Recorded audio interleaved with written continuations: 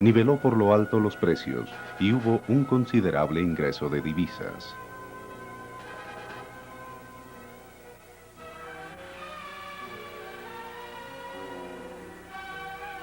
En agosto de 1942 se inicia la segunda presidencia de Alfonso López Pumarejo, en medio de dificultades políticas e ideológicas. Su caudal electoral había sido apenas mayoritario y tenía la oposición de conservadores y de liberales moderados. Entonces, después de esa pausa del doctor Santos,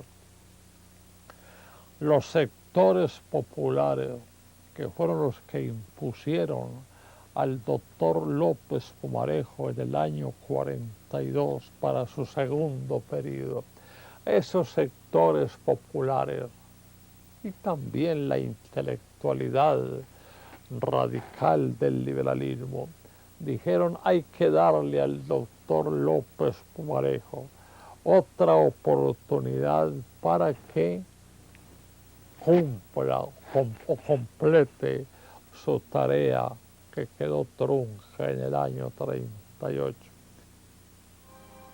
El principal obstáculo para su gobierno fue su antiguo amigo, el jefe de la oposición, Laureano Gómez.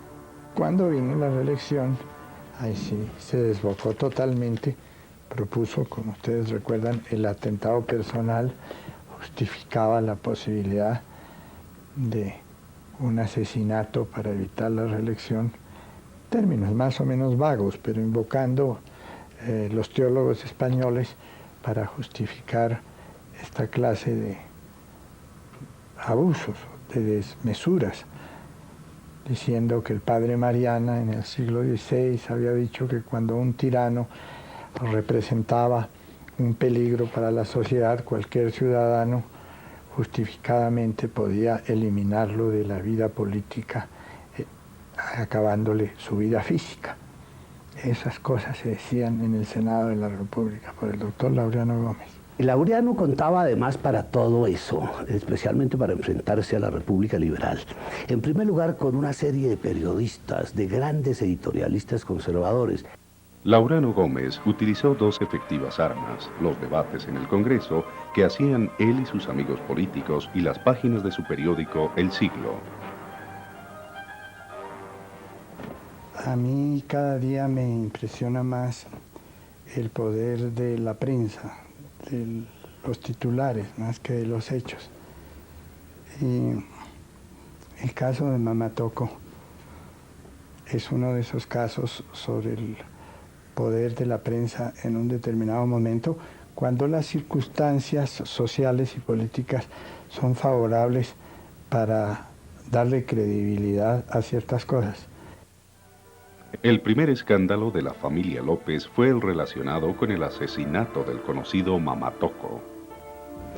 Mamá Toco era un boxeador de color, oriundo de una población del Magdalena llamada Mamá Toco.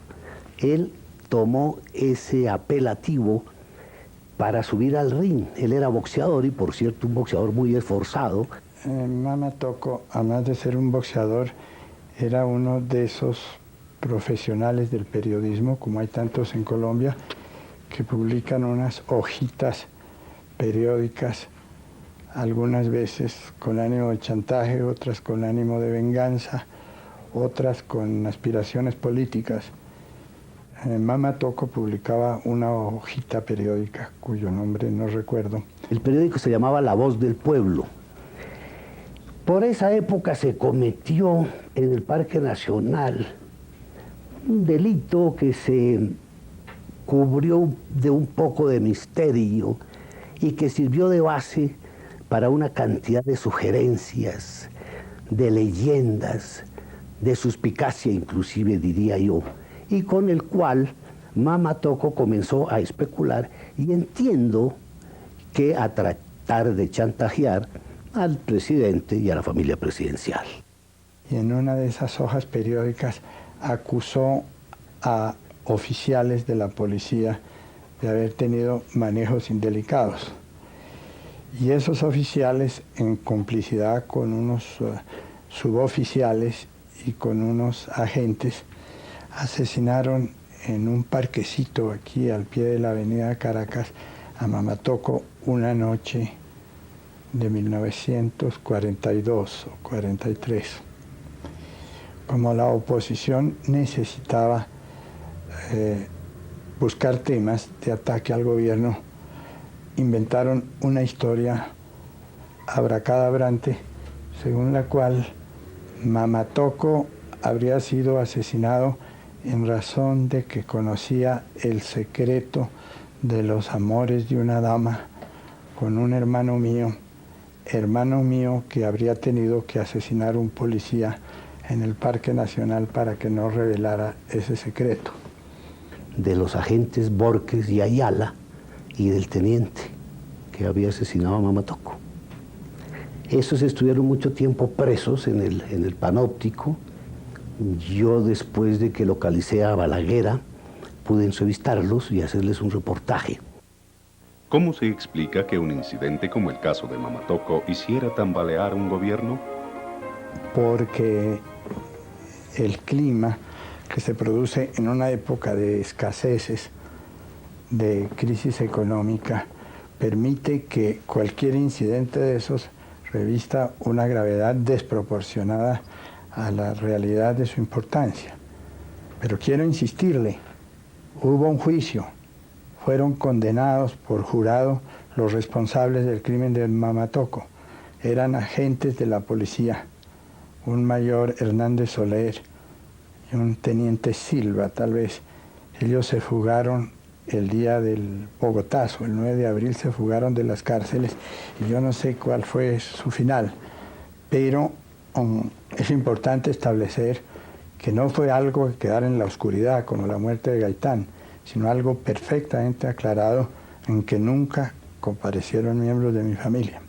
La recia campaña de Laureano Gómez contra López Pumarejo no se redujo a este y otros graves asuntos de su vida familiar. También cuestionó la actitud colombiana frente al conflicto mundial que continuaba.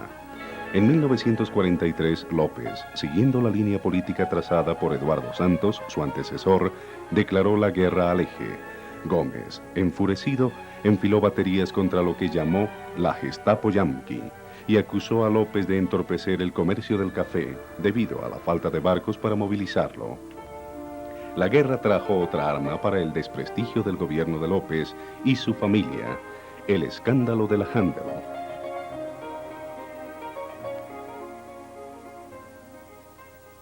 Durante la Segunda Guerra Europea, algunos países fueron invadidos por los alemanes y los alemanes establecieron sus propias autoridades.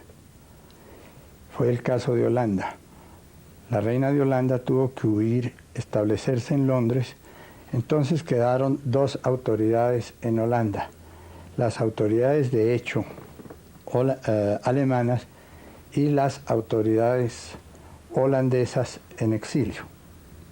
En esas disposiciones de la reina, entre esas disposiciones, hubo un decreto por medio del cual se autorizaba a las compañías holandesas a seguir manejando desde los territorios bajo jurisdicción holandesa los haberes de las compañías holandesas en el extranjero.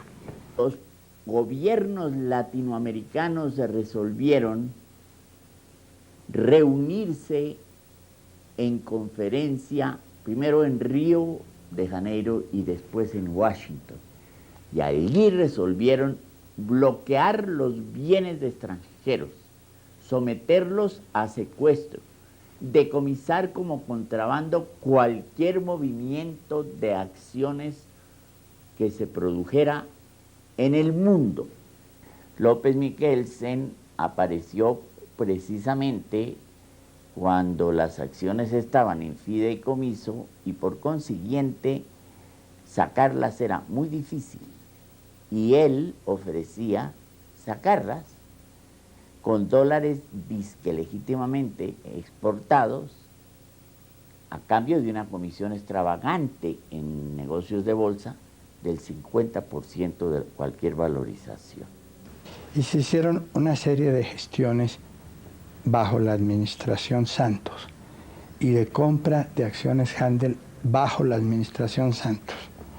Se se puso en fideicomiso bajo la administración Santos las acciones de propiedad de la Handel en el consorcio de cervecerías Bavaria, siendo ministro de Hacienda de la administración Santos el doctor Carlos Viera Restrepo.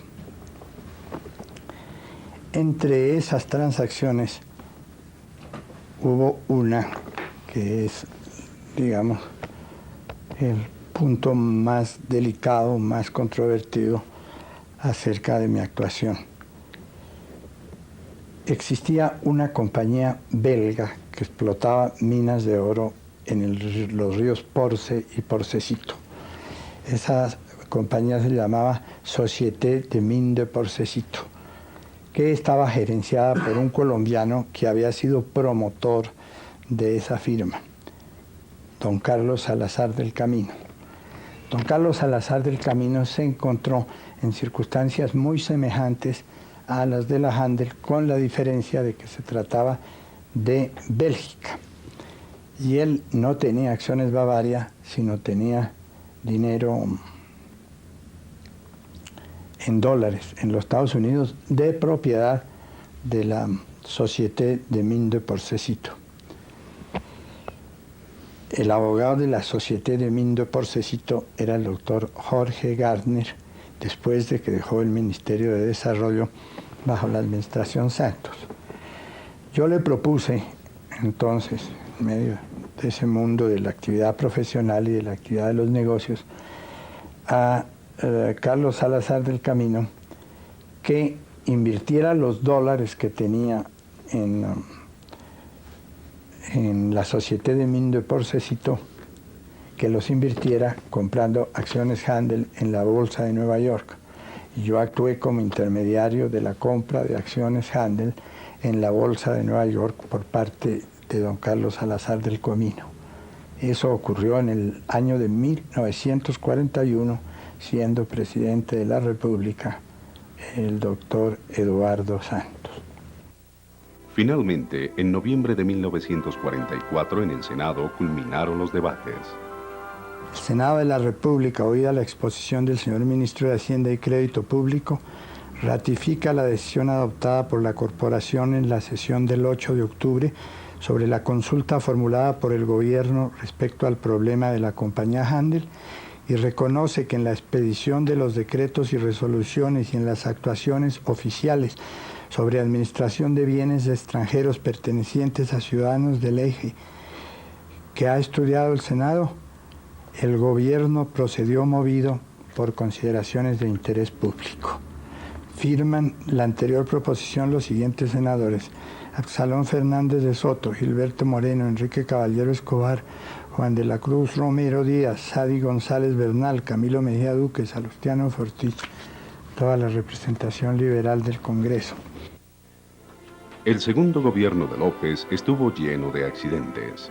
El primer retiro de López de la presidencia ocurrió en octubre de 1943, cuando Darío Echandía asumió la primera magistratura en calidad de designado. En esta ocasión, viajó López a los Estados Unidos para que su esposa se sometiera a un tratamiento médico. En mayo de 1944 se reintegró a la presidencia. 2 meses después, el presidente de la República fue puesto preso por los militares en Pasto. Yo era capitán, comandante de la Escuela de Sanidad en Bogotá. Con anterioridad se han presentado reuniones de oficiales inconformes porque el jefe del Estado estaba dándole mucha prelación a la policía y quizás sus amigos le hacían creer que la oficialidad estaba tratando de conspirar contra él. Eso abrió los ojos a muchos compañeros y en realidad se producían esas reuniones con el ánimo de dar un golpe de Estado. Él fue a sabiendas de que había malestar en el ejército, como lo puede haber en estos momentos en ciertos sectores del ejército con la ley de amnistía, pero él no pensaba que se había adelantado una conspiración de la magnitud que tuvo la conspiración de Pasto. En esos momentos en que sobrevino el golpe de Pasto, la situación era tremenda para el gobierno. Había bombas llevadas por hermanos cristianos debajo de las sotanas para atentados personales. Había la apología de los delitos políticos en la prensa, en hojas volantes. No podía López salir a la catedral porque decían salga con mucho cuidado porque hay tales y cuales amenazas. En un temperamento como el de él, me parece que no podía soportar esa situación y prefería que viniera lo peor. Se le ofreció una circunstancia providencial, maniobras del ejército en el sur. Aquí todos los días decían que iba a haber golpe de Estado, que iba a haber cuartelazo. López viajó a Pasto con su ministro Adán Arriaga y así se sucedieron los eventos. Sí, la recepción de López en Pasto fue bastante fría, más que fría, hostil. Había mucha multitud ahí frente al hotel, con abajos y muy poquitos vivas, una minoría muy tímida, de manera que, pero no se veía pues actos de fuerza. Los jefes militares nos acompañaron en la comida en el Hotel Niza esa noche, una comida de hotel pues presidida por el presidente López, y él se subió a sus habitaciones, yo salí con unos amigos a dar alguna vuelta. Cuando regresé todo estaba en silencio, pero oía a los militares, unos grupitos de militares, de oficiales y suboficiales allí en el bar, que se callaban o hacían guiños cuando me veían pasar. Por la mañana, cuando me levanté, traté de salir a pedir un vaso de agua y no me dejaron salir de mi habitación.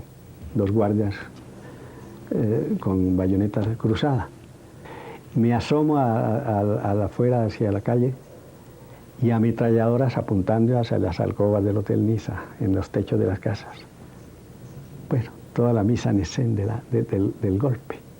A él lo apresaron, yo vi que lo entraban al jeep, los soldados no con cortesía, sino empujándolo con las bayonetas, empujándolo así a un jeep y desapareció. Yo desde la ventana del hotel vi cuando lo subían.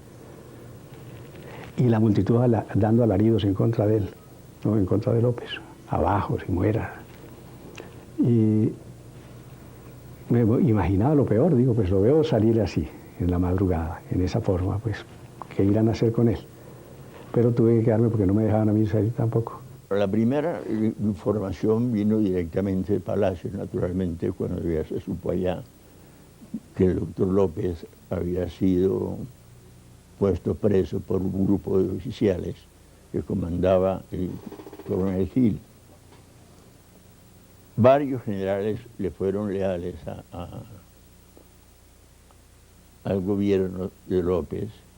Se produjo una división entre los oficiales que habían dado el golpe, porque el que debía de asumirlo no apareció, entonces lo asumió Gil. Y entonces había otras unidades que no estaban de acuerdo con que el comandante fuera Gil, que fuera a posesionarse de presidente de la República, y se produjo una división y algunos oficiales retiraron sus unidades del frente, donde estaban allá. Eso dio lugar a que el golpe se frustrara y López regresara a Bogotá. Más que liberación fue una fuga. Una fuga, yo creo que tal vez una traición de uno de los altos jefes de la revolución de allá, porque entró uno de los oficiales, se hizo reconocer por la guardia, es decir, estaba en el mismo pastel, dijo que le entregaron al presidente López, no tuvieron vacilación en entregárselo, lo montó en el jeep y salió con él. Después supe que había salido no para Pasto, sino para donde habíamos dejado el avión presidencial. Pero entonces eso fue en realidad una fuga organizada por Polanía. Alberto Lleras fue el salvador del momento. En una alocución radial, él llama a la solidaridad en torno al presidente y frustra el golpe. Siguió un agitado año, lleno de críticas, luego de lo cual López decidió renunciar. Mi madre había tenido una biopsia y le habían encontrado un cáncer del seno. Y es una de las razones por las cuales digo que él no estaba para ir a crear una situación de angustia o dejar a su familia en la indefensión. Ella sufrió mucho con esa cosa de Pasto.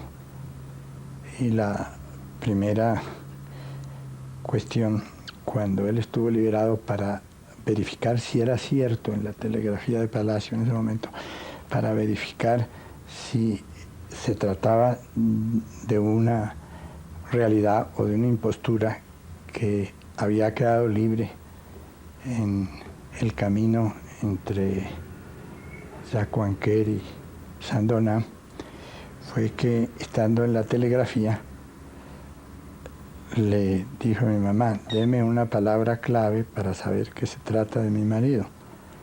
Y la telegrafía contestó Pocha, que era el nombre que él le daba cariñosamente en la intimidad, la llamaba Pocha, ¿no? Que era un matrimonio muy estrecho, y él estaba muy afectado por el cáncer de ella, cáncer que avanzó más, finalmente vino a causarle la muerte unos 5 años después, pero fue un factor determinante de la decisión de mi padre de renunciar, porque primero pidió unas licencias para ir a operarla a los Estados Unidos. Después de que la operaron, quiso retirarse definitivamente e insistieron en que no se retirara, y finalmente se retiró. Muchos factores. Vino la campaña tremenda y injusta desde todo punto de vista. El problema de la handling, que estaba mezclado Alfonso Hijo, ¿no? La cosa de la trilladora de Tolima. En realidad le hicieron casi imposible la vida al doctor López. Entonces él, en un momento de mortificación, quizás excesivo, resolvió renunciar a la presidencia, y entonces fue cuando vino la primera administración de Alberto Lleras, que entró fue elegido designado por el Congreso para que reemplazara a López en el año que le faltaba para culminar su periodo presidencial. Tras la renuncia de Alfonso López Pumarejo, el designado Darío Echandía convocó al Congreso para elegir al presidente provisional de Colombia. El sucesor fue Alberto Lleras. Su principal preocupación fue la de recoger la solidaridad nacional hacia el régimen democrático, y se propuso no intervenir en la lucha interna de su partido, el Liberal. Veíamos venir la derrota, pero con Alberto Lleras, que era el presidente, no se podía hacer nada distinto. Alberto Lleras fue un magnífico presidente, de una imparcialidad absoluta, liberal 100%. Había contribuido al esparcimiento de las doctrinas liberales en la prensa, en los balcones, en la plaza pública. En este año se produjo la hecatombe liberal al no lograrse un acuerdo entre Jorge Eliezer Gaitán y Gabriel Turbay. Y que el Partido Liberal, siguiendo su tradición, que es la tradición revolucionaria de Colombia, ha cambiado y no se embeleza ya de las helénicas formas ni los parnasianos modos que hacían consistir la grandeza de los discursos en el equilibrio de la forma y en la habilidad de los argumentos. Gaitán era el mejor demagogo que hemos tenido aquí en el país. Era una cosa para mover a la gente, a las multitudes, pero aterradora, invaluable. La voz no era, por ejemplo, Gabriel Turbay tenía una voz de trompeta mucho más sabrosa para oírla. Los liberales de los distintos sectores del partido, tomando mi nombre como emblema de lucha, para demostrar con su presencia... La causa o las causas de la división entre las candidaturas de Jorge Eliezer Gaitán y de Gabriel Turbay, no confundir con el de hoy. Las causas de esa división corresponden a lo que hemos venido diciendo. Ya dos sectores liberales, uno reformista popular que seguía a Gaitán y otro moderado y de centro que seguía a Gabriel Turbay. Fue una división que no se pudo zanjar a pesar de los esfuerzos que se hicieron. El 22 de julio de 1945, la Convención Liberal descartó la fórmula Gaitán y eligió candidato a Gabriel Turbay. Los gaitanistas, enfurecidos, convocaron a una convención para proclamar a su candidato. El 23 de septiembre de 1945, unas 40.000 personas se reunieron en la Plaza de Toros de Santa María, en Bogotá, en la llamada Convención del Pueblo. La noche anterior, 10.000 adherentes a Gaitán habían hecho la Marcha de las Antorchas.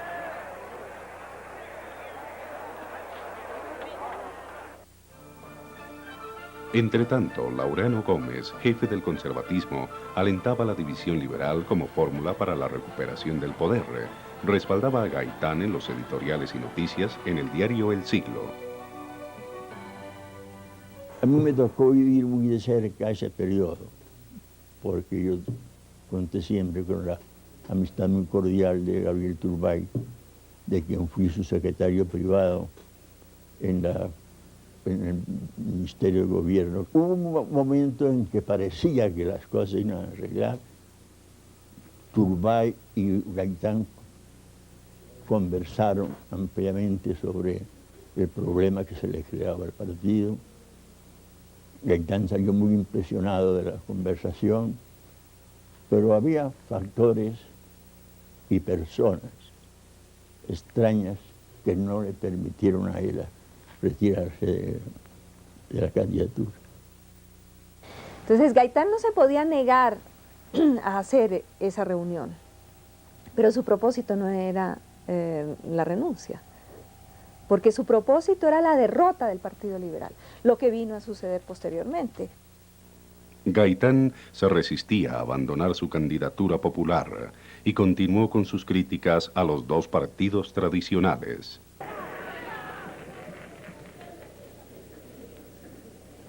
Es que a eso hemos llegado, a que los factores morales y del carácter y de la dignidad y de la personalidad no cuenten nada en la vida política.